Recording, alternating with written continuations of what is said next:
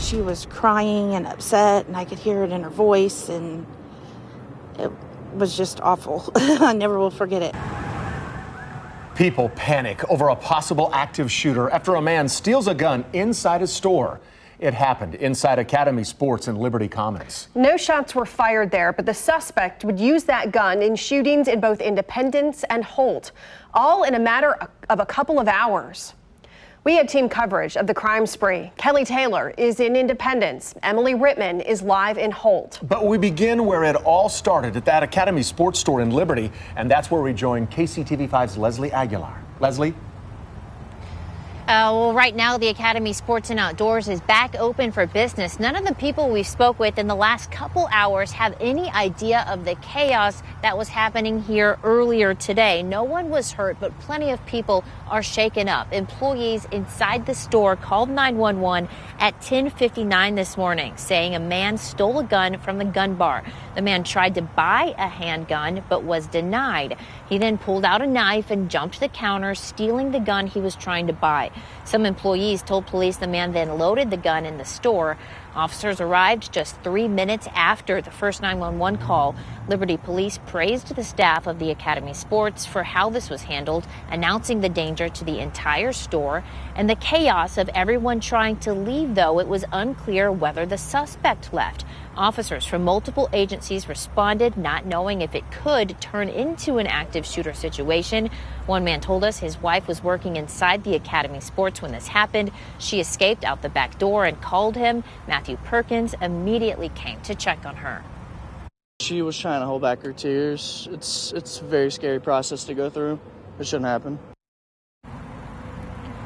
Now, the police used the paperwork that suspect used in attempting to purchase the gun to get his name and possible vehicle information and give it to surrounding law enforcement agencies. Again, no shots were fired here. The suspect just took a gun and left and went to Independence, and that's where we find our Kelly Taylor. Yeah, Leslie, we wish we could say the same here, but that suspect showed up to this used car lot right here on Nolan Road in Independence. There was an argument with an employee there, and then there were shots fired. This was the second stop the gunman made here at Landmark Dodge Chrysler Jeep Rams used car lot just after 11:30. Independence police got a call about a shooting at the lot. Police say there were words exchanged between a salesperson and the suspect. Then the suspect began shooting. The salesperson was shot multiple times. And then police say the shooter left immediately after, heading north. We had information on who he was. We had good suspect information, and Clay County deputy was able to locate the car as he went north and was able to find him that way. Now, that employee is in serious condition. He went to the hospital after the shooting this morning. And as Emily Rittman tells us, police were able to share a lot of information, and that's how they located the suspect. Emily? Kelly, absolutely. All of these agencies work together with the help of dispatchers to find the suspect and piece together that all of these crimes were connected. Because police officers in Liberty and Independence had the suspect's license plate, officers here in Clay County began searching for him near a family member's home off of 172nd Street in Holt. A neighbor says she saw posts on social media that he was being chased here to her neighborhood. Quickly went outside, got her kids and husband, and made sure they were safe inside their home.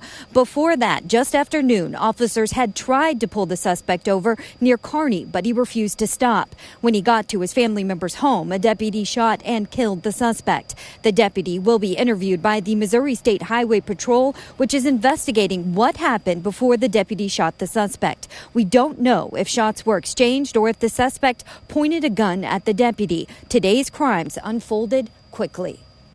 Now, because we didn't know what the connection was to this house, we didn't want him to make it to the house and then especially get into the house, because then we would have had a completely different scenario.